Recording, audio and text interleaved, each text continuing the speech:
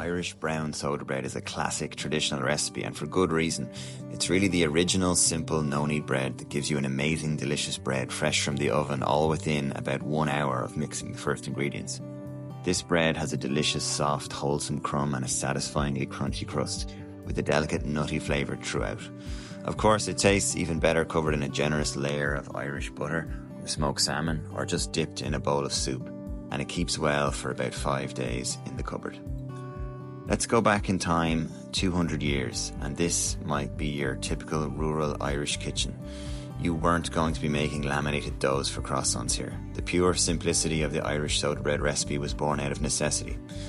The full recipe I've included in the description, and it's very versatile, so you can change quantities of flours or milk with whatever is available in your kitchen. Before you start, preheat your oven to 190 degrees Celsius. I'm using a combination of white and brown wholemeal flour with a tablespoon of caster sugar for added sweetness.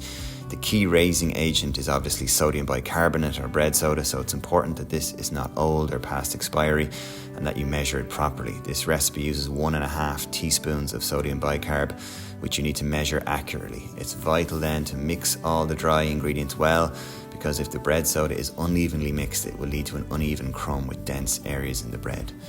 Next, you add the wet ingredients, and I'm using a mix of buttermilk and natural yoghurt. You can use all buttermilk or combinations of yoghurt and milk, even some cream. The important point though is that it must be acidic enough to activate the sodium bicarbonate, or else the bread won't rise and there will be a residual taste of the raising agent.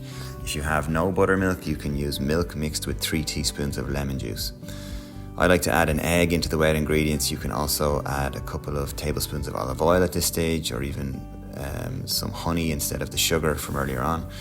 You want to aim to add all the wet ingredients in one go to avoid over mixing later, but I think it's a good idea to hold back some liquid, especially if you're making this for the first time.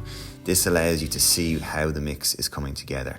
I like to mix with a spoon gently first, and then get in there with my hands to feel how it's coming together, and then add more liquid here to combine with the remaining dry areas if needed.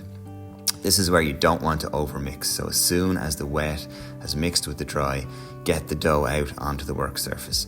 The dough should be wet, but it should still be able to hold its shape, a bit like thick porridge. The next key step is to clean that sticky dough off your hands, so go wash your hands while the dough rests briefly. There's really no need to rush this. Taking a few minutes here is fine to let the dough properly hydrate. Now you're going to give 1 generous dusting of brown flour over the top of your dough and on your hands. And the key here is to gently bring the dough together with cupped hands in a circular motion, and avoid any heavy kneading of the dough to keep everything nice and light. I'm also not folding the dough up because you don't want too much extra flour being incorporated, or else the bread can end up being too dry. So as you can see here, I've covered in a generous layer of flour, and I'm just cupping my hands and rotating it around to bring it together and bring it off the counter, keeping everything nice and light, and just patting the top to bring those cracks in the dough together. This is basically like making a big scone. You really don't want to go pushing this bread into the counter or kneading it. Next step is going to be getting a sheet of baking paper ready to transfer the dough onto, and then we're going to cut a deep cross on the surface of the bread. This is a nice tradition that was seen as a way of blessing the bread, and it also has an important function in allowing the dough to rise and cook evenly. You need to brush the bread with some of the remaining milk to again help it rise evenly and get that nice golden crust at the end.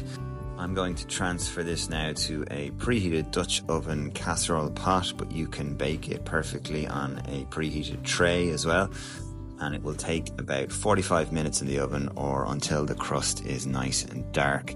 I'm going to remove the lid as well about halfway through the baking process to allow the crust to brown further.